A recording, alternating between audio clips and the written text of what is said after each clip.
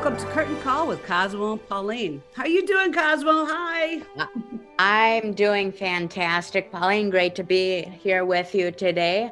On the 1st of April, we are officially in spring. Thank goodness doesn't look like it today when we're recording this. Yeah. Yeah, really, it's just that wet cold. I don't like it. Of course, we're Minnesotans, so we do have to comment on the weather.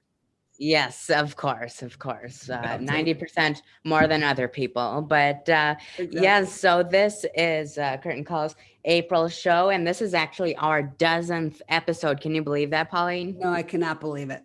Wow, yes. Wow. Yes. So congratulations, Cosmo.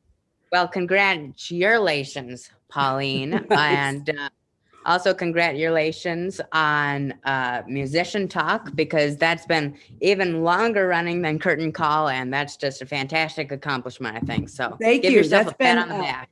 And that's weekly, so I have a lot more shows. I have over 50 shows now in the Wow. can, and I have a YouTube channel now, which I guess I could just plug right here. Finally, I have all my episodes. I'm missing one that was corrupted, but I have 51 out of 52 episodes up on YouTube, and it's under Musician Talk.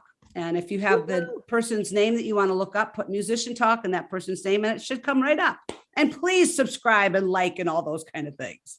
Yes, absolutely. I'll be sure to do that as soon as I find it on YouTube. So thank you very much, Pauline. Yes. Thank you for allowing me to plug my own other show. Sure thing. I did it with SGNN a lot. So, yes, but there's a lot going on in springtime for theaters, both locally and abroad. And we both have some great theater news. So, Pauline, do you want to start? All right, I have 3 of them for you. First one is by a theater called 10,000 Things Theater, which doesn't have a home. It performs in different spaces throughout the cities, but their mission is to provide theater for everybody. And so they charge what you can pay at the door. And so that's lovely. And they're doing a show called Thunder Knocking on the Door by Keith Glover.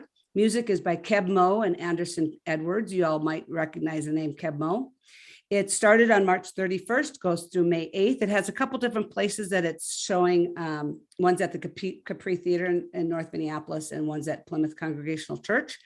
It's directed by Marcella Lorca and the musical director, Sanford Moore. It's a mythical tale that takes place at the crossroads of here and there, where Marvel Thunder, a mysterious shapeshifter, challenges Glory, a blind songstress, to magical duel on the Delta blues guitar. And it's really good. I saw it when they mounted it, I don't know, a couple of years ago, pre-COVID. It is powerful. And the place I saw it, what they did, they left all the lights on. The audience was around the actors. And so it's kind of theater in the round, but it's just in one little room and you're all in folding chairs. And it was lovely because you felt part of it because you were so close to it. Another show is at the History Theater in St. Paul. It's called Parks, A Portrait of a Young Artist, and that's March 19th through April 10th by Harrison David Rivers in collaboration with Robin Hickman Winfield. And that sounds like a really great show to see. And you can go to History Theater's website to find out more about that. And then the third is The Little Prince at Theater in the Round in Minneapolis. And I think most of us know the story of The Little Prince. I would love to see this because I love that tale. Written by Rick Cummins and John Schouler and directed by Gretchen Weinreich. And that opens April 8th. And final performance is May 1st. And you can go to theaterintheround.org for more information on that. That's what I got for you today. Excellent. And Pauline, you do it in such a brisk manner too. It's very well done and very professional. Thank you. I have it all written out. So yes, well, that helps. Excellent. Thank you very much for those details. Yes, so I have some more locally based theater news. So first of all, for our own little Northfield Arts Guild, their next show, set for its performances early next month in May, has announced its cast, Native Gardens, a comedy about a cultural and territorial clash, directed by my good friend Justin Cervantes, who actually, as a side note, if you want to learn more about him, he was our guest on episode 8, and you can find that on our YouTube channel. But he directs this, and he also will star in it along with Steve Balsarini Susan Dunhop, and Paula Vega Rubio. So it sounds like a great cast. There's some newcomers and there's some veterans too. So they're still looking for 2 to 4 Latino actors or actresses to play non-speaking roles for small vignettes between scenes. And audition information can be found at their website, northfieldartsguild.org. But as for actual shows that will be performed, we have a theater classic. Okay, it's still new. It's only been out for 7 years, but people love it. Something Rotten, and it's very well known. And it's being performed at Little Theater of Owatonna. It begins its run the weekend of April 21st, and it'll end the next weekend. More details can be found on their website, littletheaterofowatonna.org, and theater is with an R-E. I know that there's some Shakespearean elements to it and everything. So yeah, sounds interesting. And Little Theater of Owatonna will also have people come to audition for The Color of Stars, their June show later this month. And as for the Merlin Players, they have announced their next play. I'm probably going to pronounce this wrong.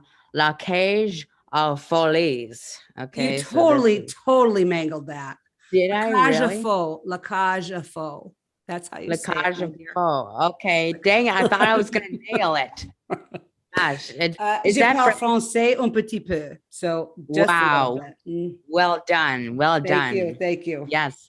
And but last but certainly not least, there's a new show at Paradise Community Theater that is actually their first performance is tonight. Tonight is opening night. You can get tickets, Paradise Center for the Arts.org. It's called Boeing. And we'll talk more about this later with our special guest who we will announce in a bit. So that's what I have for you.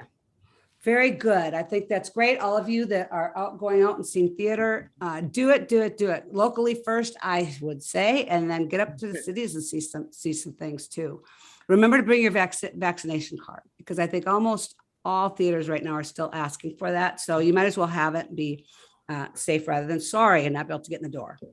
All right, Cosmo, I have some theater news, weird theater, back to that kind of thing. I did not do the to see or not to see, and I hope you did, because we have to have that as part of every show. But I am stuck watching stuff that I've been watching forever. I haven't seen anything new, except for the new Spider-Man movie. And I'll just say this: it's not as good as the other ones, but it's still good. Wow.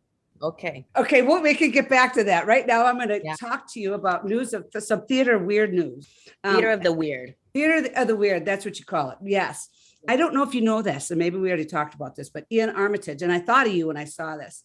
Ian Armitage, who is the star of the show Young Sheldon, made his name as a theater critic at age 6. You're a little older when you started doing your interviews and stuff, but posting video reviews on YouTube. This led to fame and opportunity, Cosmo.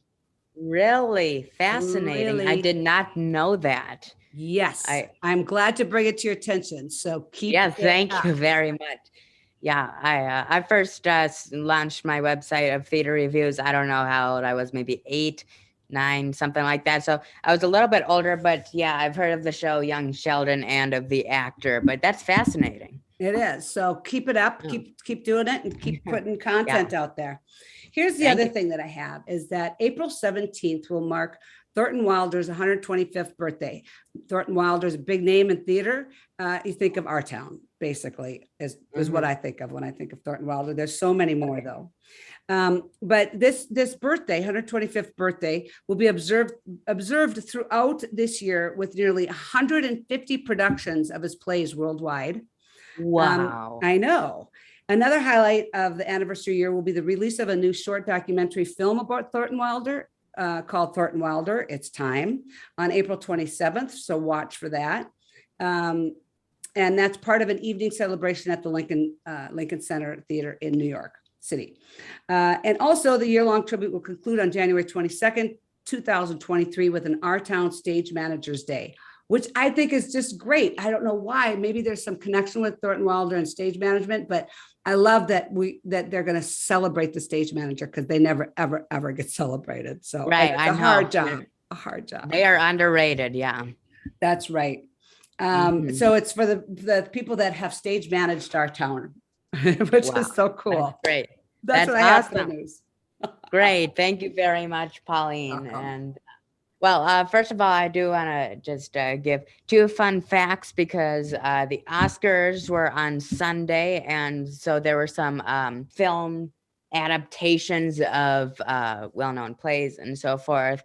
West Side Story, which came out in December, won Best Supporting Actress and was nominated for 6 other nominations, while The Tragedy of, I shouldn't say the word, Macbeth, was nominated for 3 awards, including Best Actor. But those are more fun facts. I have some weird things because, Pauline, I will admit I was going to play a prank on you before you said before the show that you do not like April Fools. I don't. So I forwent that. I think Just that invented. works. Okay. But I Thank did you for look not pulling a trick on me. I don't like Ab- it.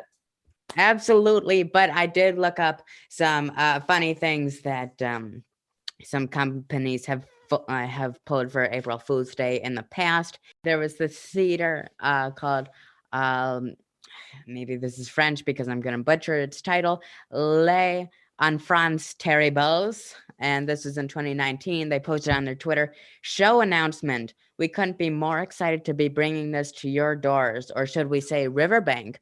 Our new immersive productions of the Titanic taking place on the river Thames.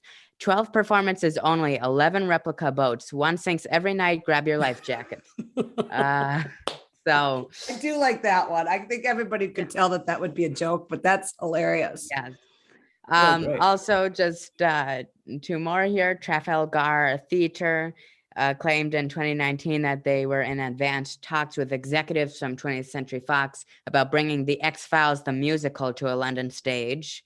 And then last year, this doesn't have anything to do with theater, but I have a love of Velveeta, if anybody didn't know that. And Velveeta cheesily. Boom, boom.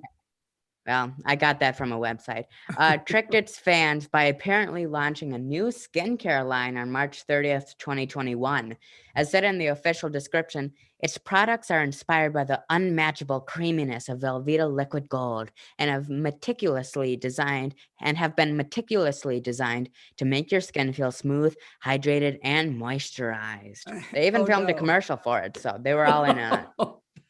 Good for them. They have a good sense of humor. That's great. Yes. Thank you for that. Thank you. Thank you. Yes. And now moving on to our third topic. And don't worry, Pauline, I have you covered. Thank because my to see and not to see had a bit of an identity crisis this time because we usually do a theme and I had so many different things that I wanted to talk about and so forth. So to see. And I'm mentioning this because in the interview with our guest that we pre-recorded, this was brought up. To see is the movie Noises Off. Okay, so yes, and I have not actually seen the play, so I don't know how theater lovers reacted to it, but I thought it was hilarious. I love Michael Caine's stuff. Carol Burnett, I've mentioned before, is one of my greatest inspirations. And there's some other great actors in it, such as Christopher Reeve. And it's just so funny how they're able to take this and put it on the film screen. And so you get more behind the scenes banter and so forth than I think you probably would if they were on the actual stage. Or Pauline, you have strong thoughts? I was in Noises Off, so I happen to know a lot about it. Yes. Wow. And no, what they do, it's so fascinating. So you see the inside of the cabin or the lake house or whatever it was. I can't remember. This was, seriously, 100 years ago when I was in it. I was in my early 20s. And then what they did in this show that I was in, they had 3 sections that turned all the way around so that you saw the backstage behind the house that the actors were in, because they're playing actors who and also themselves. And so when they're backstage, they're themselves. And when you turn the stage around and you see the set of the house, then they're playing their character. And it's a total farce, a door farce, as we talk about later with Nate, and that the comings and goings, it makes for some insanity. And honest to Yeah. God, I, as an actress, had such a hard time not laughing. I I'm couldn't sure. look at my partner when we were doing our banter back and forth. I couldn't look at his face. I had to look at his tie and just zero in on that, because otherwise I could not stop laughing, because Right. it's such a funny show. Wow. So I Well, I haven't seen the movie, but I agree. but that's not necessarily a film for the whole family. I mean, if you're under 11, there's some stuff in it, so you might want to go a different route. And so I have some suggestions for you parents out there. There's two different things that you could watch for family movie night. One of them is animated, and it's called Spider-Man Into the Spider-Verse. Yes. It was in 2018. You like it, Pauline? Yep. I've seen that recently, actually. Yeah, Oh, really? I like a lot of animated stuff, and I love the Marvel stuff. So, Yeah, so and it was really well done. The way that the animation worked and everything, it felt like you were reading a comic book. So it was really well done. yeah. Another movie for family movie night is Sonic the Hedgehog, the 2020 version, because the sequel is coming out next Friday in a week. And I enjoyed it. I saw it in the theater, and it was Jim Carrey is great in it. So those are some things you can watch for family movie night. But Thank you for bringing that up. I appreciate you giving some movie suggestions for family movie night. I like that. I haven't seen Hedgehog. I have no opinion. Okay. Yeah. I didn't play the video game, so I can't say much about it, but it was good. Okay. As for not to see, and this is more about what happened behind the scenes rather than how the actual film turned out, which tell us. Yeah, so it's 2017's Justice League, which of course is with the DC heroes, Batman, Wonder Woman, Aquaman, Flash, etc. And so what was really bad about it was that behind the scenes, Zack Snyder was set to direct it, and he directed a portion of it, but then Warner Brothers decided to exploit the tragic death of his daughter to basically can him and fire him. So he got shoved out of the project, and they brought in Joss Whedon, who directed The Avengers, to do a bunch of stuff that is drastically different than what Zack Snyder would do. And they mandated that it be under 2 hours. So it's an hour, 59 minutes, and 59 seconds. And it's just so stupid, the decisions that they made. And they pushed it out much earlier than it needed to be. But I will give them props, because they brought Zack Snyder back in to do his director's cut of the film, which came out last year on HBO Max. So good for them on that front. I appreciate that. You already knew ahead of time that I would fall short in this regard and had extras. So our guest. Yes. Who is it? Drum roll. Drum roll, please. The great Nate Chesney. Woo-hoo! Awesome. Yes, we were happy to have Nate join us, because he is directing the Boeing show at Paradise Community Theater, and we wanted to talk to him about that. And our conversation spanned a variety of categories. That's right. I saw him in the Full Monty down at the Paradise, and he's just terrific. He's a lot of fun to watch on stage. He's got great comedic timing, and he's good at the drama stuff too. So he's pretty well rounded there. But he's directing this show, and so I'm very excited to see what his directing chops are like, and I want to go see this show. When is it going to be? Yes, so it opens tonight, actually, and then there's 2 more performances this weekend. Sundays is ASL Interpreted, and then next weekend as well. And so it sounds like a lot of fun. And I haven't worked with Nate before or anything, but I could tell during our interview that he had a lot of energy and enthusiasm about theater and about door comedies, which we talk about That's right. later. So that's right. Yeah. All right. Well, without any further ado, let's bring him on. Let's welcome Nate Chesney.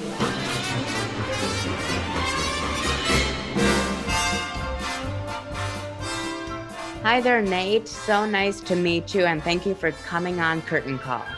Yes, welcome to Curtain Call, Nate. Yes, thanks for having me. Absolutely. I want to cover a few topics. Well, Cosmo, we have to stop right there because he hasn't warmed Yes. up. And you know, Oh, in the theater, of you have to warm course. up. So how about your Mhm. favorite tongue twister there, Nate? Favorite tongue twister is Irish wristwatches. Nice. So say that 10 Oh. times. Try that. Yeah. I can't. I can barely say it one time. No kidding. Irish twist. No. Irish. No. One time is hard. Okay. Consider yourself warmed up then. Yeah, that's a difficult one. I should have done that one on St. Patty's Day. I'm going to ask you a bit about your theatrical journey leading up to directing this new show at the Paradise called Boing Boing, which sounds like a lot of fun, by the way. So first of all, what is kind of your theatrical field? Are you a director, an actor? And if you have acted before, what's your first memory on stage? So yeah, no, my first role I ever really remember doing was Oklahoma, my freshman year of high school. Was the first one that I actually have really any vivid memories of. I'm sure there were some other ones, but that's the first one that I can really still remember to this day. Sorry to interject, but do you remember what got you to audition for that show and as a freshman? What got you on the stage? Honestly, I don't. I was always into singing, and it was a Sure. musical. So I mean, that kind of was right up my alley. And there's some friends that were doing it as well. So I think it was just kind of go with the flow. The strange thing is, though, I did it. That was the first show of my freshman year, and I didn't do another play at that school until my senior year. That is interesting because usually somebody Mhm. that's doing it later in life, once they start, they're bitten and they can't stay away. And that's how it. I mean, that's how it ended. Right. Sure. Got Mhm. it. Back Right, to you, yeah. Cosmo. No problemos. I just want to make sure because I think you briefly cut out there. Did you say that this is your first show that you are directing? This is my first show directing. Yep. Wow. Fun, Awesome. fun. Nate Chesney's directorial debut. Awesome. I think you've pretty much filled in the gaps there for your theatrical journey. And, congratulations for doing it in such a short window. This new show, Boing Boing, you are directing it. And so I want to ask you about the plot a little bit because I know a little bit about it, but not a lot. So fill me in. Sure. So the basic concept of the show is there is an American bachelor living in Paris. His name's Bernard. And he is engaged to three different airline hostesses from three different airlines. He's got it scheduled out pretty well. None of them really meet each other until there's some weather that occurs for them all there at the same time. Lucky for him, he has a friend who comes to visit him at that exact same time. Between Bernard's friend Robert and his trusty mate Berta, they kind of help organize things the best that they can. And I'm assuming mayhem ensues. Mayhem definitely ensues. Yeah. Yeah, that's what it sounds. So it sounds like kind of a farce. Big time farce. I would even say it's like a door comedy. Oh, What does really? that mean? When one person is going in one door to exit and go into a room, another one would be coming through another door, creating that perfect comedic timing. Love that. I think if Yeah. noise is off. Yes, that's exactly right. Yeah. Mm-hmm. Yes, I love Noises Off, and Lend Me a Tenor was like that too, the door comedies. How was it getting in that director's chair for the first time and directing a more complicated show that's a door comedy such as this? When I went into this, I made sure I kind of picked a show that I had already seen, that I had some experience in a little bit. I knew a lot about it. And that helped me quite a bit. I also made sure I kind of, for my first show, I picked something that didn't have a lot of changes. There's no scene changes, anything like that. Yes. We're in one stage, we're in one apartment the entire time. The time of day is the only thing that changes. So I thought a farce was a good place to start.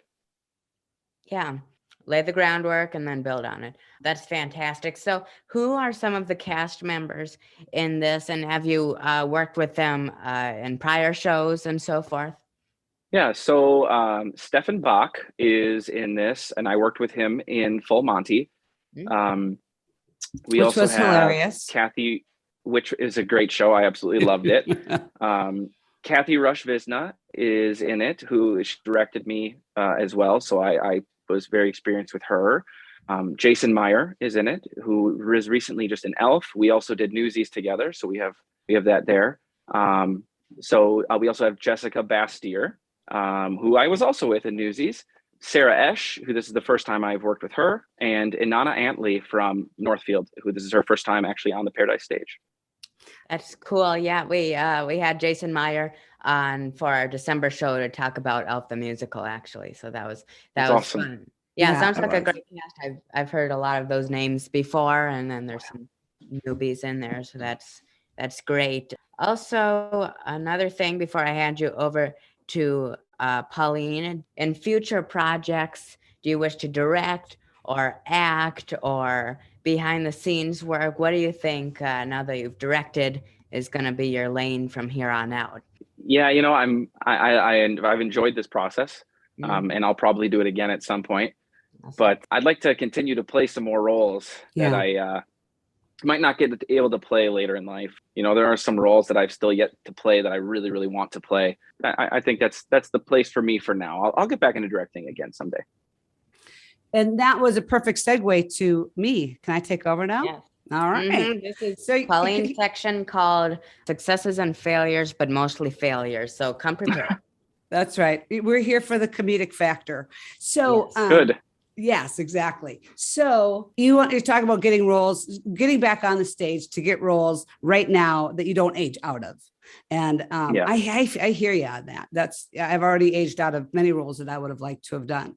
So wise choice, and you belong on the stage from what I've seen, I think. Anyway, the segue is that you want to still be on the stage for these roles that you want. What is one of those roles that you really, really have wanted that you would still like to play? I'd like to play Marius in Les Mis. That would be one role that I would love to play. I had I know Paradise did Little Shop not too long ago. Seymour has always been one of my dream roles.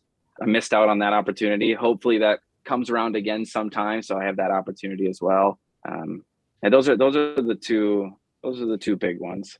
So is there a role that you would have liked to have had and now you have aged out of it, or a role that you have wanted, auditioned for, didn't get, and still think that you could, if it comes around again, like Seymour, get? You know, when Dear Evan Hansen came out, that was like a really big one. I was like, that would be such a great role to play. Oh, I'm too old for that role now. Lucky for me, I think I'm still at an age where I could play a lot of different types of roles, but And you have a face for it too. I mean, you could play a lot younger, I think, than you are. And I'm not saying you're that old, but I think that your range, you could go 20 years younger, 20 years, maybe not so much older, but certainly younger. So that's nice because you can always do older. if I shave the facial hair off. Yeah, shave off exactly. the facial hair, I can go a little bit longer. That's what I had to do. Once you get the jowls, that those opportunities kind of go away. All right, moving on to what is your worst audition story? And this, of course, again, is for comedic value. Either an audition you did, and not because you did such a poor job necessarily, but because something else outside of your control went bad, or something as a director that you've seen. Oh no, it was me. It was poor. And the weird thing is, it was going to an audition for Les Mis. And I picked just a terrible song to sing. I think it was Music of the Night from Phantom of the Opera, which is not really in my range at all. It's kind of low. I'm a tenor. I sing a lot higher. So I don't know what I was thinking, and it wasn't very good. So. Well, that's funny because you get to pick the song. So nobody's saying you have to. I'm supposed to be able to pick the song, and I picked it. I don't know what I did. I don't know why I picked that song. So it was just a failure in the fact that you just didn't do you didn't pick a song that fit your range, basically. And not at all. Yeah. No. Yeah. Audition choices are very, very important, aren't they? Yes, they are. You can attest to that. How about your world's greatest on-stage save? I bet you've had a couple of things go wrong on stage that you've had to take part in fixing or delaying something because of it, etc. Mm-hmm. Yeah. Yep. One of them, it wasn't me who saved it though. I was doing Putnam County Spelling Bee for Merlin. There's a stage, there's audience interaction in it. We have audience members up on stage spelling words with us. Oh, fun. And we're supposed to have one softball question, one word, which is cow, that the audience members are supposed to get right. And one audience member decided he wasn't going to spell it right, which throws a whole wrench in everything. Because as in that show, we have to be prepared to sing a certain a certain song if someone gets out, and nobody ever gets out on that word. John Esch, whose wife is in my show, lucky for us, really tried to save that moment, but unfortunately the audience member just continued to roll with KOW for cow. So. Oh no. No. So what did you do? What did you just come up with a song on the spot, or we moved on to the song that would happen after the first person says the wrong word. It just wouldn't normally go there. So it gave, but him stalling gave us time to realize what was about to happen, as well as the band time to realize what was about to happen. So I love those audience members. That person probably wants to be on stage. Right. That's funny. Probably. All right. So I think that it's time to turn it back to Cosmo, and I'm sorry to do this because he's going to put you through a couple paces anyway on the improv side. Okay. Oh, geez. Right. Take it over, Cosmo. Let me just say first that, Pauline, I think that your section should now maybe be called theatrical therapy, because I noticed that it can get really sad sometimes. Okay. So, but now we're going to dive into more of the fun, because this is the time when I turn into the dialect master, or the dialector. Okay. New name. And so I'm going to ask you to say a phrase in a certain accent or dialect. Okay. So since this show is set in 1960s France, if I am correct, the phrase, it says that Paris exists and anyone could choose to live anywhere else in the world will always be a mystery to me. Oh, yeah. It is. You are asking me to speak in a French accent? For this one, yes. Oof. French accent, yes. All right. I'll give it a shot. That Paris exists and anyone could choose to live anywhere else in the world will always be a mystery to me. He sounded a little bit like Poirot, I have to say. Yeah, right? Nicely done. It's really hard to not go to German in that. Honestly, it's tough. Right. I can only say oui. So yeah, maybe you can give me some lessons. I'll take them. Très bon. How about that? Okay. All right. I love French fries and French bread. So yes. But French toast. Yes. That's what I'd meant to say.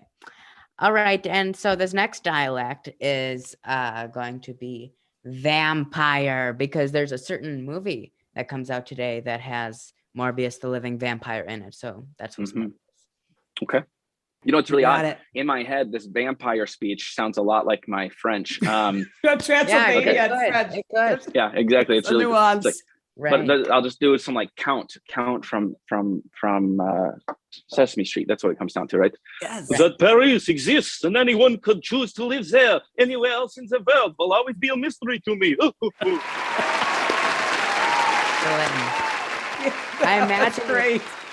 I imagine with 3 kids, you've seen plenty of The Count, so you maybe had I think so, yeah. a bit of an advantage there, but it is the first time I've ever tried to do it, though. I'll tell you that. Right. Okay. It was evident. It was evident. And props to you for that. So excellent. So this last one, and this is called the bonus round. You get to choose any dialect, character, voice, accent of your choice, and say the same phrase with it. Oh gosh. I'll try my favorite role ever played, Jack Kelly from Newsies. I'll do like a Newsies type accent. Okay. Awesome. That Paris exists and anyone could choose to live anywhere else in the world would always be a mystery to me. I think you beat the dialector. Yes, you did. You annihilated him. He's gone back into his hole underground. And, you know, that sounded better because right now I'm watching Steven Spielberg's West Side Story. And so there's a lot of New York accents in that. So I think you nailed it. Where are there? Excellent. Yes. I have one more question, and that's to give us the details on Boeing, where people can get tickets when the show's up. Sure. Yep. So Boeing opens April 1st. So we go April 1st, 2nd, 3rd. And then the following Thursday, Friday, Saturday, which I believe is the 7th, 8th, and 9th. Okay.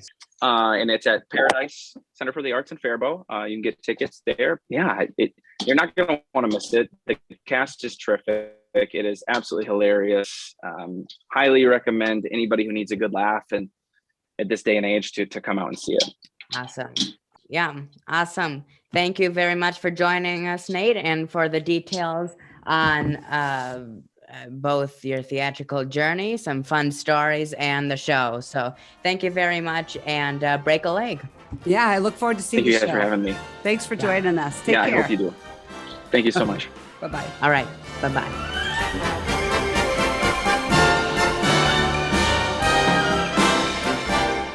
Cosmo, I had no idea this was his directorial debut. So that's Yeah. pretty cool. Yeah. Absolutely. Yeah, I didn't know that either, so it's fascinating. Yeah. What a great guy. Yes, absolutely. And we would like to thank him again for coming on our show and making time for it with both busy family life and busy rehearsal life. So thank you very much to him. And also thank you to Jeff Johnson and KYMN 95.1, The One, for broadcasting this. And this will be up on our YouTube channel, Curtain Call with Cosmo and Pauline, shortly. That's right. Thanks, Cosmo. Thank you so much to you. I had fun today. Yes, me too. And happy April Fools to all the pranksters out there. That's right. And remember, All the world's a stage and all the men and women merely players.